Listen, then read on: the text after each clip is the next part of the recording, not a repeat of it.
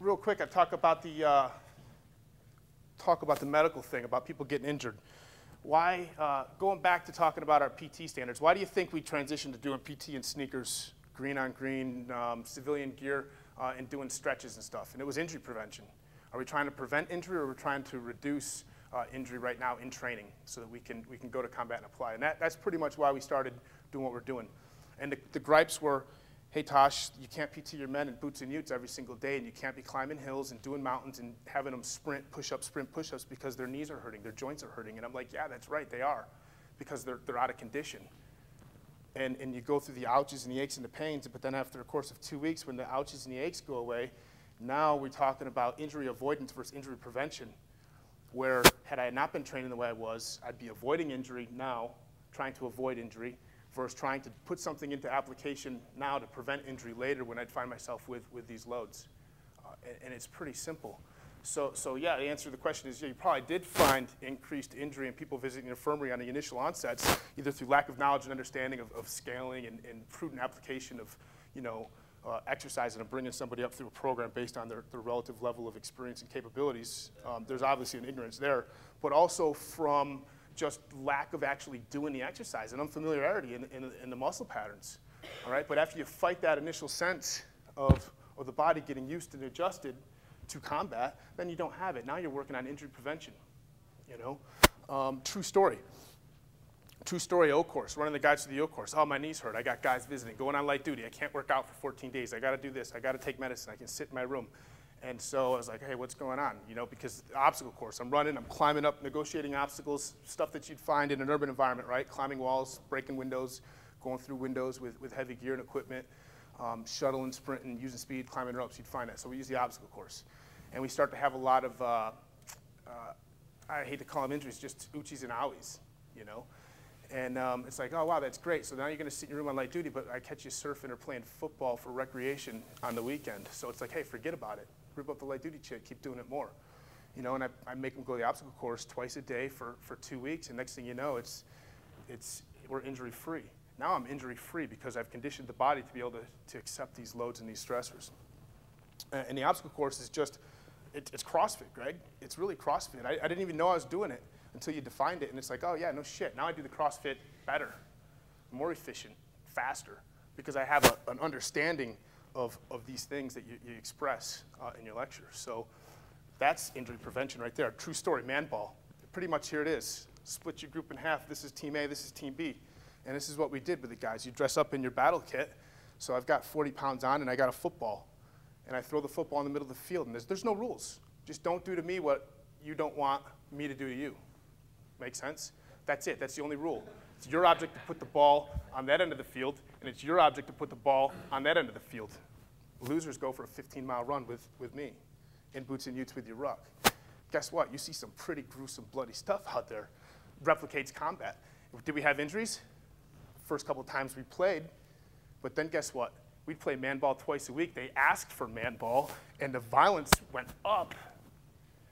The aggression went up. The performance went up. And what do you think happened to injuries? Went down. There's another dynamic there, and it has to do with the psychological aspect of just men being happy. Fight happy, General Mattis, fight happy, yeah?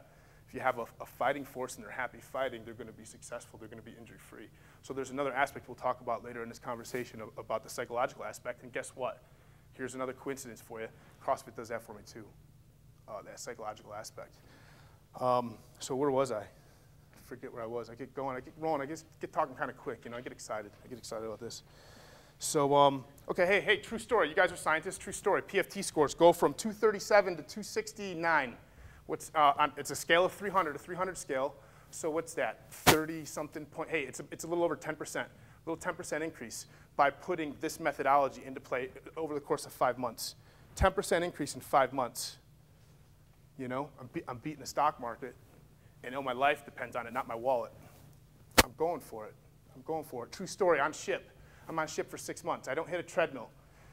Marines that I'm working with, sailors that I'm working with, we don't get on a treadmill. We don't ride the stationary bike. Guess what I'm doing? CrossFit. Sometimes once a day, sometimes twice a day. I still go to the gym and do my arm day because sleeves rolled up, arms have to look big. But I get off the ship, haven't run in 6 months, max in PFT, 300 score. I joke at it. I joke. And not myself, others. Three others. In the group that we had ranged anywhere from 12 to 18. So there's some evidence there for you in numbers for you guys that want to collect numbers. I mean, that's all I can do for experimentation and measurement right now. But I mean, that's pretty significant. You know, not doing anything else because I don't have a training venue to do it and apply it.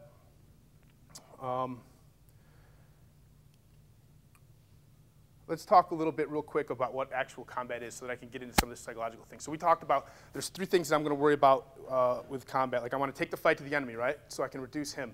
And that involves this whole burpee thing.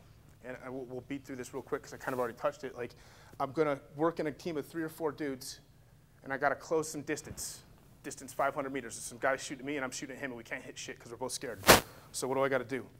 I close the distance. That involves my buddies shooting so I can get up from some piece of terrain that's providing me some type of protection, and I sprint 20 meters. Then I get down, and then I start shooting. I'm carrying this load. And then my buddies, when I'm start shooting, they stand up and they sprint 20 meters. It's called fire movement. I'm taking a fight to the enemy. I mean, that sounds pretty physical, yeah? It's not going in the gym and doing machines and bench press. It's involving, I'm breathing heavy, I'm scared as shit. I have to maintain some type of control of my muscle faculties so that I can maintain a minute of angle and have good sight for accuracy as I apply force, and I'm sprinting. And I've got all this gear on, so there's an element with just that sheer muscle, because I want to go to the gym and do bench press and deadlifts and squats and stuff. So it's all there. It's all there, all wrapped up into one tight package. Do you think I could just train at sprinting, then just go train in the gym, and then just go train on the rifle range, and then put it all together, and I'm going to have a cumulative effect that I can just sum it all up, and then that would equal as if I did it all at once together in training? You can't do it. How about terrain? How about terrain? Am I in a sanitized environment? Am I on a clear football field, clear soccer field, a rugby pitch? Is it smooth and uniform in graduation? It's not. I'm jumping over boulders. I'm negotiating obstacles. I'm hiding in ditches so that I have a smaller picture for the enemy to shoot at. And I need to negotiate terrain. It requires balance, coordination, flexibility, agility. Sounds like what? What did we just hear about? 10 general physical skills, right? So fire and movement, we're talking about 10 general physical skills up there on the top half. And then now for negotiating terrain, we're talking about some of the neurological aspects of the 10 general physical skills. And combine the two, and we get some strength, power, something, right? So negotiating terrain, urban environment, negotiating terrain. It's not what we're finding on a PFT course. It's not what we're finding. We need to start training. We need to start training how we're going to fight. That's how we fight.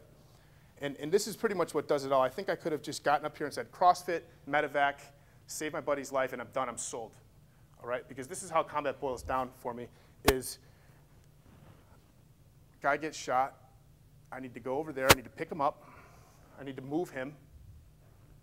I don't know, 100 meters, 200 meters. I need to move him to safety, right? Oh, I need to negotiate obstacles along the way, avoid getting shot. He weighs approximately 300 pounds with all of his kit and gear in the moment. I might have a couple minutes to take his helmet off and his body armor if I need to, but maybe I don't want to, because as I'm transporting him, you know, he could get shot again, so I keep his body armor on, yeah? So move over here, jack up a dude that's 300 pounds, get him on my shoulder, move him a distance to safety so I can save him before his lifeblood seeps out. He's got 30 minutes to live. Do I want to be screwing around with that? Do you find that muscle pattern where do you find that muscle pattern? Anywhere, in anything that we've done or experienced in any type of workout regime? Anywhere?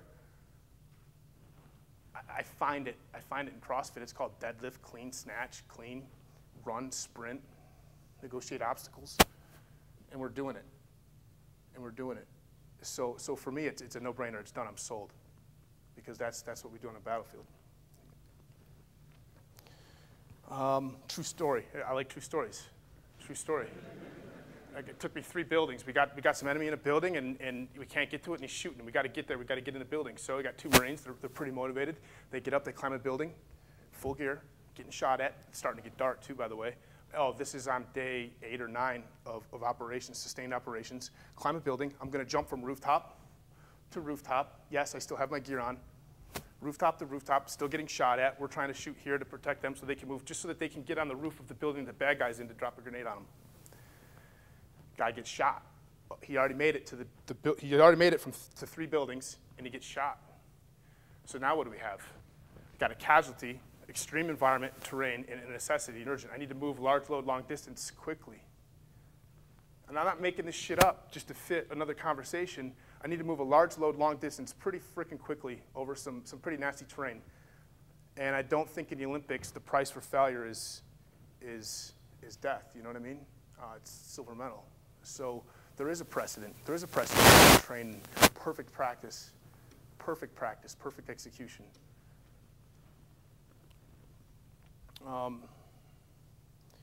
So that's the physical aspects. And I think we're all, exercise physiology conference, yeah? So we're all pretty much aware of the physical things. And I probably insulted all of your intelligence, but through my articulation and example of what NEAT experience, it's all a no-brainer. But here's the things that you guys don't get in the labs or in the study or in the gym. And it's some of these psychological aspects. Let's talk about stressors. How about lack of sleep, changes in sleep patterns? How about hunger, nutrition? You don't really have the ability to have that good diet, nutrition.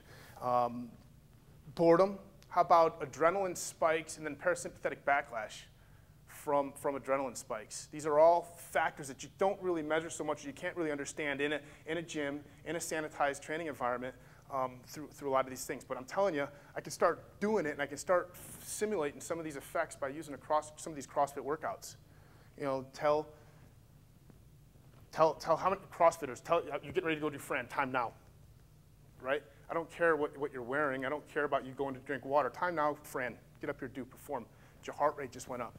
You're getting pretty excited, like, oh shit, yeah? Like, that's what you need to be able to do, you know, time performance. So those are some of the mental, physiological type things that affect your performance. How about environmental stressors? Heat, cold, elevation, darkness. Believe it or not, darkness, yeah. Darkness in the terrain. So these are environmental stressors. So now you got these psychological stressors, you got environmental stressors that you think would reduce performance, and it all, you want to fight, and you want to mitigate those stressors so that you can be successful. All right? True story. 5 battalion hikes over the course of 5 months, 0 hike drops, 0 heat casualties. Training in the desert of Kuwait and Jordan through 4-hour, 5-hour training evolutions, full gear kit, simulating combat. Oh, by the way, it's 110, 120 degrees ambient air temperature. I'm not talking about temperature on the hard-packed desert sand surface that these Marines are forced to land. 0 heat casualties, 0 injury, because I've been able, through enhanced physical performance, to mitigate environmental stressors, psychological stressors, in order for physical performance to remain at a high level that I can fight these things off. I can fight off injury. I can fight off how the mind drifts and closes. I can maintain mental agility so that they can focus and concentrate and perform, and again in combat. So there's proof there. There's proof there. It's these psychological things. And this is how I do it, is you get guys in a workout, you combine couplets, triplets, you get them in a workout, and you engage them. How hard is it to control your breathing and count your own reps?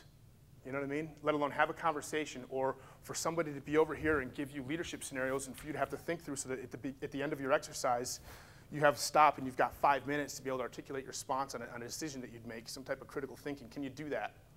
Can you do that? Through these workouts, I can. Through these workouts, I can. I can train people to think and engage their mind when they're at a body, when they're at their steady state is diminished because of what's going on. How about the enemy's opposing will?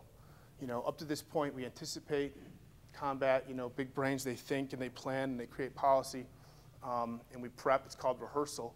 Now if we apply these motor recruitment patterns into application, we design them, we get an appreciation for them, we strengthen them, we develop them, we get good at them, and we go against an enemy.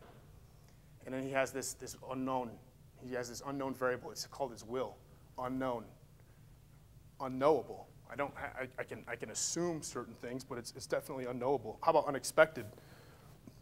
And if I can perform at an enhanced level in a known quantity, in a known spectrum, it definitely enhances my ability or the possibility for success in the unknown, yeah?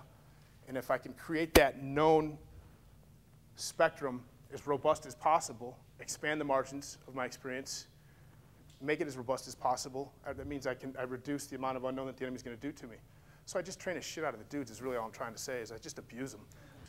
Because what I want to do is I want to put them through the most rigorous, intense training possible so that when the enemy comes up against them, or they come up against the enemy, they're like, yeah, that ain't shit, dude.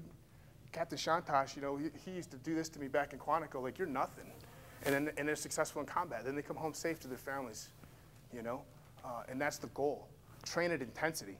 And I'm just kind of throwing out buzzwords because I want to pique your interest, because I want you to go to a CrossFit cert and learn from the masters and the pros in a certification process, and listen to what they have to say and teach you correctly through the right terminology and the language. And I'm here just to tell you, like, it's legit. It's legit. So, bless you. There's the physical for you, and there's the psychological, and I get it all from this program. And you know, I'd like to say, hey, like, I don't know, if anything, just follow the participation. You know, look at the military. Numbers of military folks, law enforcement guys that are doing CrossFit. Participation is up through the roof. An indicator that something is successful, if there's some truth there, there's some value to it, follow the participation. Participation usually follows results, right? Like, participation usually says, hey, like, that's achieving a result that's desirable, so now I'm going to do it. Does that make sense? So you could also say, like, the results are in the success, or the validity is in the results, and it's an indicator, the performance is an indicator of how successful something is. And I'll tell you what, participation is through the roof across the board. Ask anybody on a Marine Corps installation, have you heard of CrossFit? 999 out of 1,000 raise their hands. Ask that. I'm just going to make up some facts for you now real quick. Ready? Ask that 999 how many do CrossFit. Yep, 50% of them do it religiously. Of the 50% that don't, how many have tried? 50% of those guys. Of those 50% that don't raise their hands there, do it and they don't even know they're doing it. That's the true flattery, is that percentage that say they've heard of it, say they've never tried it, say they don't do it, but then when you watch them and you watch them train, they're doing it. They don't even know they're doing it. And that's something to be said. Follow the participation, and that's where we're at. Combat is just survival of the fittest, right? Survival of the fittest. It's nature's natural law. So it only makes sense that I want to find the fitness program that makes me the fittest area under the curve.